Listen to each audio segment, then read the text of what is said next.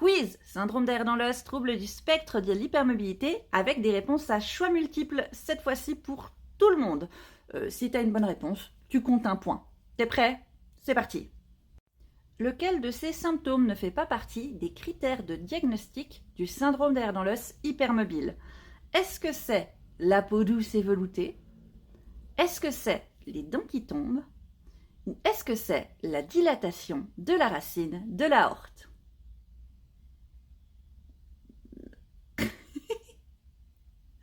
La bonne réponse est les dents qui tombent. Ça reste quand même un symptôme que l'on voit fréquemment dans le SED hypermobile, mais ce n'est pas un des critères de diagnostic. Parmi ces personnalités, laquelle n'a pas, à notre connaissance, de syndrome d'air dans l'os? Est-ce qu'il s'agit de l'actrice Jamila Jamil?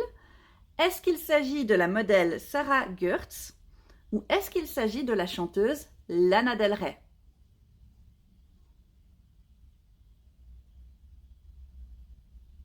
La bonne réponse est Lana Del Rey, à notre connaissance, n'a pas de syndrome d'air dans l'os. Complétez cette phrase. Le syndrome d'air dans l'os est une maladie des tissus conjonctifs? Est-ce que c'est une maladie des tissus collectifs? Ou est-ce que c'est une maladie des tissus subjonctifs?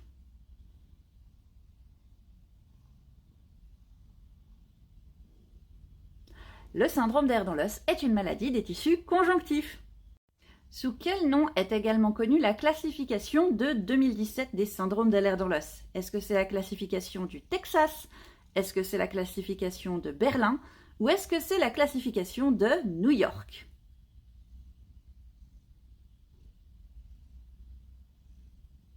Il s'agit de la classification de New York. Et enfin, parmi ces 3 docteurs, lequel n'est pas français? Est-ce qu'il s'agit du docteur LR? Est-ce qu'il s'agit du docteur dans l'os? Ou est-ce qu'il s'agit du docteur Amonet?